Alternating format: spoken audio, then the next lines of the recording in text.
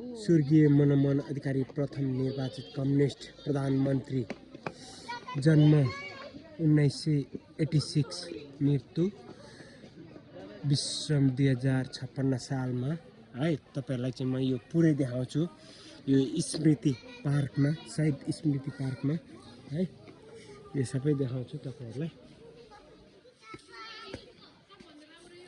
यो यता चाहिँ को हुनुहुन्छ भन्ने चाहिँ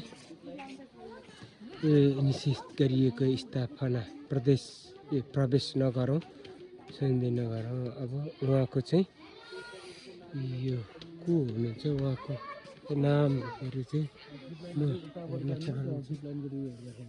खै उहाँको नाम चाहिँ कता रहेछ, उहाँ चाहिँ को रहेछ? यसरी म देखाउन चाहँदैछु उहाँको नाम चाहिँ के रहेछ भनेपछि उहाँ चाहिँ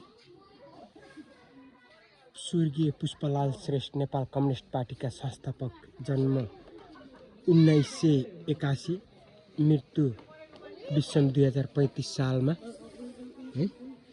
अब फेरि अर्का एकजना देखाउँदैछु, उहाँ चाहिँ को हुनुहुँदो रहेछ है। उहाँको चाहिँ देखाउँदैछु ल। उहाँको चाहिँ स्वर्गीय गणेशमान सिंह, वरिष्ठ प्रजातान्त्रिक नेता, जन्म 1972, मृत्यु 2054। उहाँ चाहिँ ल, उहाँ हेर्नु है त।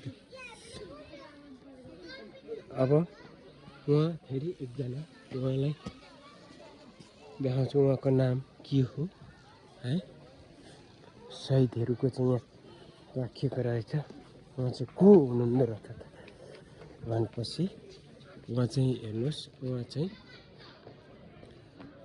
स्वर्गीय विश्व शङ्कर प्रसाद कोइराला, प्रथम जननिर्वाचित प्रधानमन्त्री, जन्म 1971, मृत्यु 2039 ल।